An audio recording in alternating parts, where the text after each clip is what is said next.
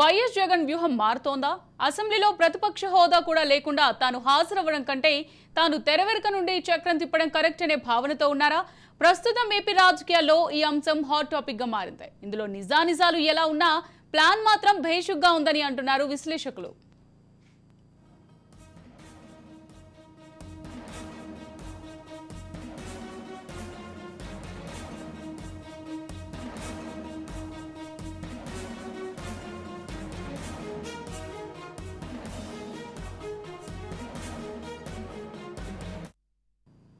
ఎలాగో అసెంబ్లీలో విపక్ష హోదా ఇవ్వడం అనేది స్పీకర్ విచక్షణ పైనే ఉంది. అందుకే జగన్ పులివెందుల ఎమ్మెల్యేగా తన పదవికి రాజీనామా చేసి ఎంపీగా వెళ్లాలని అనుకుంటున్నట్టుగా వార్తలు వస్తున్నాయి. కడప ఎంపీగా వైఎస్ అవినాష్ రెడ్డి ఉన్నారు. ఆయన చేత రాజీనామా చేయించడానికి ఏ సమస్య ఉండకపోవచ్చు. పైగా కుటుంబంలో విభేదాలు చాలా వరకు సమసిపోయే అవకాశం ఉంది.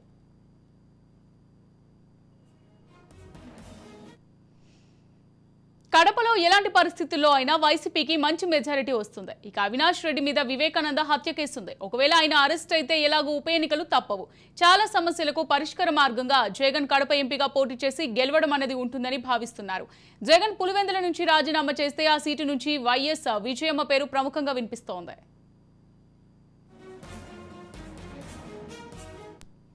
తన తల్లిని ముందు పెట్టి అసెంబ్లీలో పార్టీని నడిపించాలని జగన్ చూస్తున్నారంటున్నారు. విజయమ్మ 2011లో కూడా పులివెందుల నుంచి ఎమ్మెల్యేగా గెలిచి ఉమ్మడి ఏపీలో వైసీపీ పక్ష నేతగా వ్యవహరించారు. ఇప్పుడు వైసీపీ అత్యంత క్లిష్ట పరిస్థితుల్లో ఉంది. దాంతో విజయమ్మ మరోసారి ఆ బృహత్తర బాధ్యతను భుజాలకెత్తుకోబోతున్నారంటున్నారు.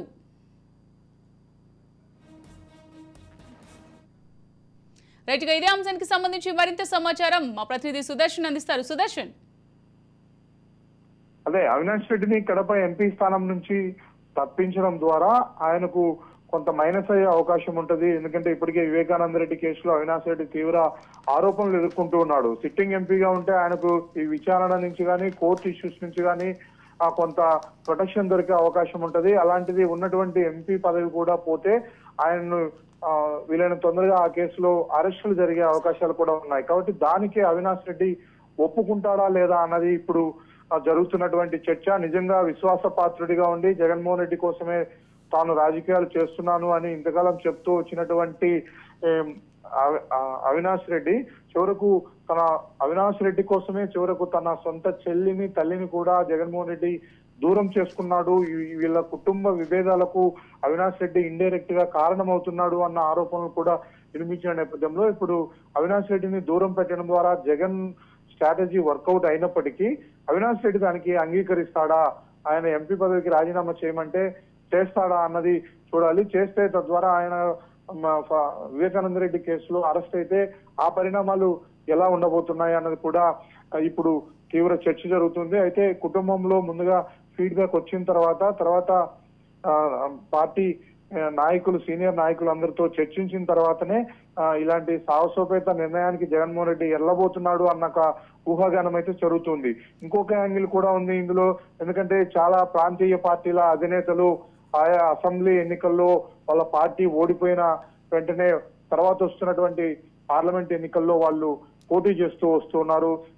ఉత్తరప్రదేశ్ అఖిలేష్ యాదవ్ చూసాము.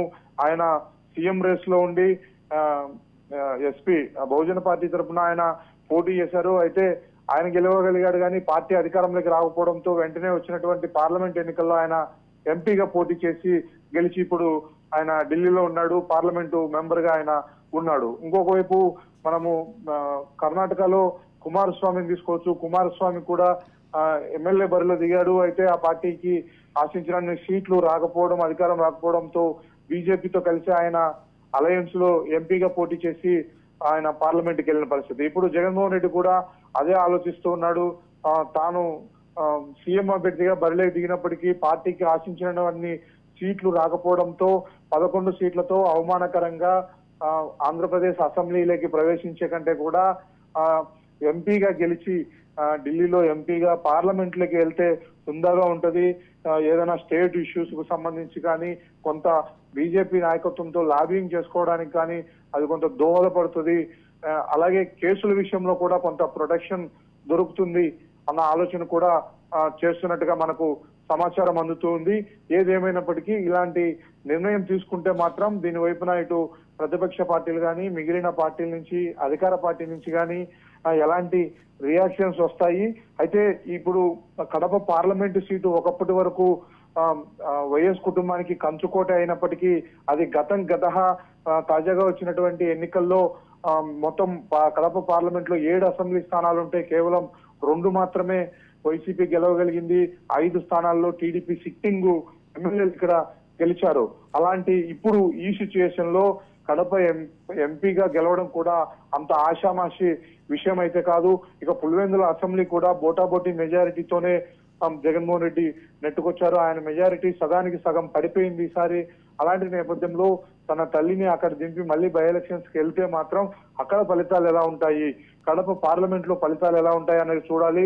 ఈయన ఇంత ప్రయోగాత్మకంగా ఒక స్ట్రాటజీతో ముందుకెళ్తున్న నేపథ్యంలో ఒకవేళ కడప పార్లమెంట్ బరిలో జగన్మోహన్ రెడ్డి దిగి అక్కడికిన ఫలితాలు ఆశించిన మేరకు రాకపోతే అది మరింత ఆయనను కుంగదీసే అవకాశం ఉంది. పార్టీకి అది మరింత నష్టం చేకూర్చే అవకాశం ఉంటుంది. కాబట్టి వీటన్నిటి విషయాలను బేరేజ్ వేసుకున్న తర్వాత ఇటు కుటుంబ సభ్యులతోనూ అటు పార్టీ సీనియర్ లీడర్లందరితోనూ చర్చించిన తర్వాత ఆయన ఈ నిర్ణయాన్ని అధికారికంగా వెల్లడించే అవకాశం ఉంది.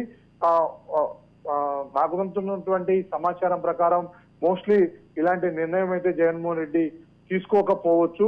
బహుశా ఇంకేమైనా కారణాలతో ఆయన ఏదైనా ఇంకొక వ్యూహాత్మక నిర్ణయంతో ఆలోచనతో తీసుకుంటే మాత్రం ఇది ఒక సరికొత్త రాజకీయ చర్చకు దారితీసే అవకాశాలు కనిపిస్తుంది. ఓకే సుదర్శన్, ఇప్పుడు చూసినట్టయితే ఒకవేళ జగన్ ఈ వ్యూహమే అమలు చేద్దామని అనుకున్నట్టయితే వైఎస్ విజయం ఎవరైతే ఉన్నారో 2011లో కూడా పులివెందుల నుంచి ఎమ్మెల్యేగా గెలిచి ఉమ్మడి ఏపీలో వైసీపీ పక్ష నేతగా వ్యవహరించారు. ఇప్పుడు చూసినట్టయితే వైసీపీ సిచ్యువేషన్ అయితే చాలా క్లిష్ట పరిస్థితుల్లో ఉంది.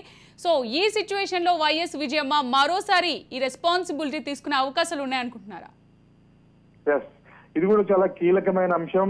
ఒకవైపు తనకున్నటువంటి సిట్టింగ్ ఎంపీ స్థానాన్ని అవినాష్ రెడ్డి వదులుకుంటాడా లేదా అన్నది ఒక అనుమానం అయితే, విజయమ్మ ఒప్పుకుంటారా లేదా, పులివెందుల నుంచి ఎమ్మెల్యేగా వైసీపీ తరఫున బరిలో దిగాలమ్మా, పార్టీని అసెంబ్లీలో లీడ్ చేయాలి అని జగన్మోహన్ రెడ్డి పిలుపునిస్తే దానికి విజయమ్మ అంగీకరిస్తారా, ఎన్నికల్లో ఆమె పులివెందుల నుంచి ఎమ్మెల్యేగా పోటీ చేయడానికి సుముఖత వ్యక్తం చేస్తారా లేదా అన్నది ఇప్పుడు చర్చనీయాంశంగా మారింది. ఎందుకంటే రేపు 8వ తేదీన వైఎస్ఆర్ జయంతి ఉంది. ఆ జయంతి వేడుకలను కాంగ్రెస్ పార్టీ అధ్యక్షురాలు షర్మిల ఘనంగా నిర్వహించడం కోసం ఇప్పటికే ఆయా పార్టీ జాతీయ నేతలను కూడా ఆహ్వానించింది.